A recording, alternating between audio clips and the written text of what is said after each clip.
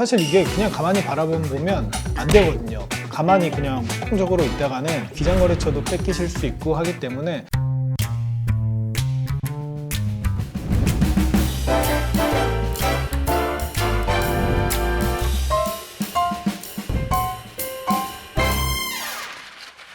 안녕하세요. 회계가 머니! 안녕하세요. 동성회계법인 대표회계사 박병근입니다. 반갑습니다. 안녕하세요. 동성회계법인 간판세무사 유상현입니다. 오늘은 법인 컨설팅 시장에서 보험 설계사분들이 주도하는 게 어떠한 문제점이 있는지에 대해서 말씀을 드릴 건데요. 사실 저희가 이번 주에도 경상도를 갔다 왔어요. 컨설팅을 하러. 가서 이제 보니까 저희는 현물출자 법인 전환을 하러 간 거거든요. 개인 사업자인데 매출액 100억 정도 하는 업체를 하고 계셔가지고 갔는데 이제 거기가 다른 법인이 하나 있더라고요. 근데 이제 오셔서 이제 질문을 하시는 게 저번 주에 이런 컨설팅을 받기로 했고 보험 가입을 500만 원을 하셨더라고요. 딱 저희가 가기 전주에. 그래서 뭐 어떤 컨설팅을 받으셨냐 물어봤더니 저희가 보니까 사실 해주신 게 없더라고요. 6억 준비하셔가지고 양도세 잘 내셔라, 우리가 그 양도세 잘 내게 해드리겠다, 이런 컨설팅을 하시고, 그래서 이제 저희가 이게 뭐 잘 받으신 건지 좀 의아하다 이런 얘기를 했는데, 이렇게 보면 저희가 가보면 사실 이런 데가 많아요. 엄청. 비일비재한 일입니다. 네, 비일비재. 제대로 된 컨설팅이 아닌 거죠. 대표님들은 세법을 잘 모르시니까 여기가 제대로 잘 해주는 거구나 이렇게 된 건데, 실제로 법인 컨설팅 시장에서 뭐 잘못된 컨설팅 그리고 불필요한 보험 가입이 되는 경우가 엄청 많은데, 어떠한 문제점이 있을지. 잘못된 컨설팅이 행해지면 문제점이야 뭐 세할 수 없을 정도로 많을 건데, 그게 왜 그렇게 되는지를 좀 짚어보면, 그런 컨설팅을 하겠다고 제안하고 실행하겠다고 막 와서 꼬셔 붙이는 사람들이 컨설팅이 이제 주된 목적이 돼야 되는데, 그게 아니고 보험 가입시키는 것이 주된 목적이 되니까 수단하고 목적이 막 뒤바뀝니다. 그래서 어떤 경우에는 그런 컨설팅, 그게 우리 경상도 갔을 때는 명의신탁의 해결, 네. 그런 내용들을 하기 위해서 막 고민하고 그런 것들에 대한 제안이 일어나는 게 아니고, 여기 가서 요 보험을 팔아야 되겠으니까 이런 컨설팅을 갖다 억지로 끼워 맞추는 경우가 많아요. 어떻게 보면 보험을 들게끔 해야 되겠는데 그냥 가면 안 들어주니까 이런 컨설팅 거리를 찾아다니는 거죠. 근데 정보의 비대칭, 특히 지방에 계실수록 잘 몰라요. 근데 그러면 그들이 하는 주된 컨설팅의 내용이 세법을 동반하고 있으니까 본인 거래하는 세무사나 회계사한테 물어봐야 되는데, 물어봤을 때 세무사 회계사분들의 반응도 심상치 않아요. 왜 저한테 그런 걸 물어보세요, 이런 식이에요. 그래서 세목으로 한번 보면, 우리 뭐 세무사 회계사분들도 보실 거니까, 우리가 회계감사 업무 하다가 법인세 조정 업무 하면 법인세법 공부를 해야 되고, 장부기장하면 3개월에 한 번씩 신고하는 부가가치세나 기본 3법이죠. 법소부라고 그러죠. 근데 시험 볼 때도 법소부가 가장 많은 비중을 차지하고 90 몇 있죠. 프로가 법소부예요. 그러면 보험 컨설턴트들이 하는 컨설팅의 주된 세목은 상속증여세입니다. 여기서 좀 이슈도 많은 상속증여세인데, 상속증여세는 몇 프로 나왔어요? 유세무사 시험 볼 때? 시험 과목으로 봤을 때는 뭐 비중이 상당히 적은 거죠. 사실 뭐 실제 문항수 자체가 뭐 5%, 8%, 7%? 스킵하는 분들도 있고. 그러니까 아예 공부를 안 해도 시험도 합격할 수 있는 그런 건데, 공부를 하다가 조금만 하면 되죠. 수박 겉핥기로. 그러면 1년에 우리나라에 죽는 사람들이 한 30만 명씩 죽어요. 그중에 상속세 내는 사람들 1, 2만 명 됩니다. 세무사만 15,000 몇백 명이에요. 회계사 뭐 2만 명 넘어요. 그러면 상속세 내는 사람들보다 세무사 회계사가 더 많아. 그중에 잘하는 세무사 회계사한테 몰릴 거니까 한평생 상속세를 경험도 못하고, 그러다 보니까 조금 오버해서 얘기하면 부자 남편을 둔 아줌마들이 강남에 찜질방에 모여갖고 상속세를 막 토론하지 않습니까? 그 토론을 들어보면 그 세무사보다 더 많이 알아. 네. 당신 남편은 언제 죽을 예정이야? 얼마나 남기는 거야? 이런 필요에 의해서 막 공부를 한 거잖아요. 그분들은 인터넷, 네이버로 뭐로 막 공부한 거거든요. 유튜브도 보시고. 유튜브 보고. 네. 그러니까 이제 그런 것들을 그건 남일이고, 나 죽은 다음에 상속세 신고만 드려야 할 약간 수동적인 업무를 임하는 자세에서 벗어나자.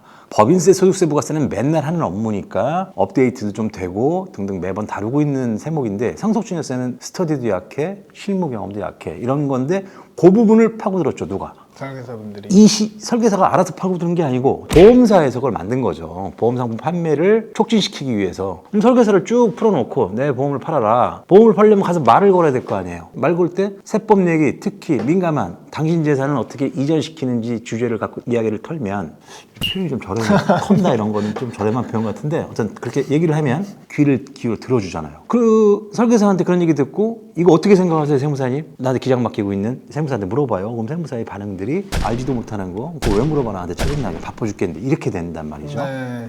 그렇죠. 또 시즌에는 더 바쁠 때는 그러다 보니까 이제 발생하는 문제는 목적과 수단이 바뀌었다고 그랬죠. 보험 팔기 위해서 컨설팅을 끼워넣어요. 그러다 보니까 안 해도 되는 컨설팅이 진행될 수도 있고 또는 해야 되는 컨설팅이 진행돼서 잘못 진행될 수 있는 거죠. 왜냐하면 지식 베이스가 얕아요. 그리고 책임의식 같은 게 현격히 떨어집니다. 세무사 회계사 대비해서는. 그들이 못된 사람들이라서 그렇다는 뜻이 아니고 구조적으로 그렇습니다. 그러다 보니까 경상도 갔었던 때도 저희가 이제 마침 수량이 빠지려는 거 건전해서 그렇지 그대로 진행했더라면 아무것도 한 것도 없어요. 주식 남의 명의로 돼 있는 거 해놓고 불필요한 보험 500만 원짜리 드는 겁니다. 그래서 이제 저희가 가서 일단 구제했습니다. 그거는 그렇게 하면 안 되는 걸로 정리를 했고. 대표님, 그럼 이렇게 법인 컨설팅 시장에서 보험 설계사분들이 컨설팅을 하시는데 사실 문제되는 게 엄청 많잖아요. 그러면 대표님들은 사실 잘 모르니까 그게 맞는가 보다. 그리고 또 뭐 컨설팅 하시는 분들 보통 이렇게 얘기하시거든요. 이거 뭐 다른 데 가서 얘기하시지 마시고 이거 우리만 할 수 있는 거고 이런 식으로 많이 얘기하시니까 이런 상황에서 대표님들이 어떻게 대처하면 될지를 좀 일단 말씀해 주시면 좋을 것 같아요. 그러니까 우선 이제 그 컨설팅이 제대로 된 판단이 힘들면 가능하면 그거를 자기 주변 거래하는 세무사나 회계사나 세법을 주업으로 해서 먹고 사는 사람들한테 검증받는 게 무조건 필요하다고 저는 봅니다. 네.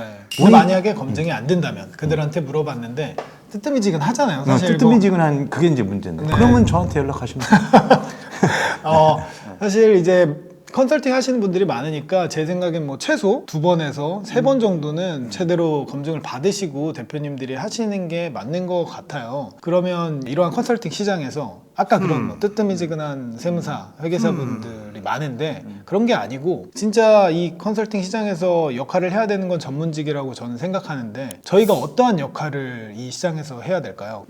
그러려면 우선 기장을 주업으로 하는 세무사님들의 입장에서 한번 생각을 해보면 기장을 해서 기장거래처의 수를 늘려서 나의 부를 좀 더 극대화하겠다. 요 단순한 생각에 딱 단순한 건 아니죠. 일반적인 거죠. 그게 이제 일반적이기도 하고 그들의 비즈니스의 핵심이죠. 그게 기장거래처 수가 늘어나야지 돈을 벌 테죠. 근데 그걸 하면서 기장거래처로 새로 편입되어 있는 고객의 개인의 삶에 대해서 개인의 재산에 대해서 고민조차 안 해보다 보니 시험 공부할 때도 별로 공부 안 했던 상속세를 들여다볼 일이 없고 왜냐면 기장할 때 안 나오잖아요. 상속세. 네, 신고도 많이 안 하게 되고. 상속세에 대한 생각이 그래요. 세무사나 회계사들은 상속세 꽤나 공부를 많이 해서 안다 하더라도 상속세 관련해서 내가 할 일은 이 고객이 죽으면 신고해야지. 상속세는 죽어야 나오니까. 죽기 전에 내가 할 일이 없지. 죽어야 상속세 신고 대리할 건데. 이런 생각인데 보험 컨설팅 시장은 뭡니까? 죽기 전에 그 어마무시한 50%의 상속세 세율을 만나기 전에 뭔가 할 일이 없을까를 고민하는 데 출발하거든. 그럼 그거 사실 세무사에서 할 수 있는 거잖아요. 나한테 기장료를 꼬박꼬박 내고 사업이 막 번창하는 사람들이 재산이 쌓이는데 그 재산이 쌓이는 게 그 사람이 죽으면 50%를 정부에서 가져가는 게 상속세인데 내가 지금 뭔 조언으로 어떤 컨설팅의 실행으로 좀 더 나이스한 상태에서 상속세율을 만나게끔 도울 수는 없을까? 이게 시장이 될 수 있지 않을까? 그게 우리가 지금 논의하고 있는 법인 컨설팅 시장이거든요. 생각의 전환. 그래서 젊은 친구들은 그런 생각하는 분들이 많이 있어요. 일단 저는 그런 생각을 많이 하는데 여기는 뭐 일봤다고.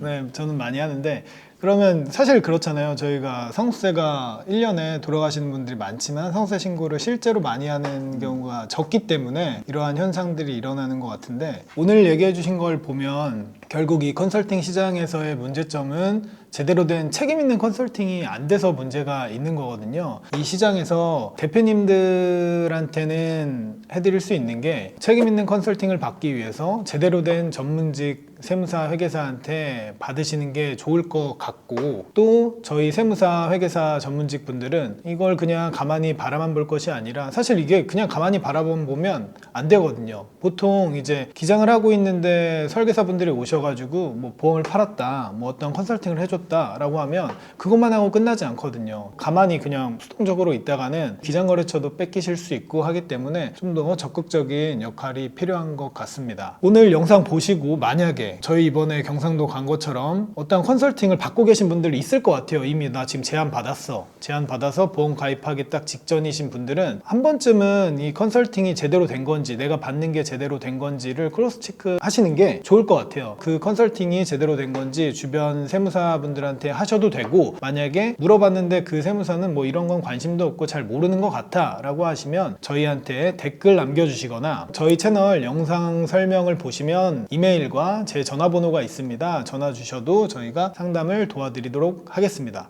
그리고 세무사 회계사분들도 이러한 스터디를 할 거고 앞으로 이쪽으로 좀 영업을 해보시겠다 하시는 분들도 저희한테 연락을 주시면 함께 같이 고민해 보도록 하겠습니다. 정리해서 설명해보면 내 회사인데 내 지분이 100%인데 남 명의로 해놓은 주식, 차명 주식 같은 게 대표적인 그런 케이스입니다. 이건 해결은 해야 되겠다는 생각은 있는데 도무지 내 세무사는 관심이 없어. 얘기해도 시큰둥해. 그거 왜 저한테 그런 소리 하시는 거죠? 이런 식이에요. 근데 컨설팅을 하고 싶어요. 하고 싶은데 보험사 회사가 와서 이런 제안을 한단 말입니다. 그런 제안 받으신 분들이 저 같은 사람한테 강의 드리는 사람들이에요. 도입부까지만 진행하고 일은 본인들이 이제 못하는 경우가 많아요. 자, 그러면 하기는 해야 되겠어요. 컨설팅의 컨텐츠가 욕심납니다. 근데 이분은 정말 들기 싫어 죽겠는데 보험을 꼭 들어야 된대. 그게 전제니까. 그런 상황에서 오도가도 못하는 상황이 생기시면 연락 주세요.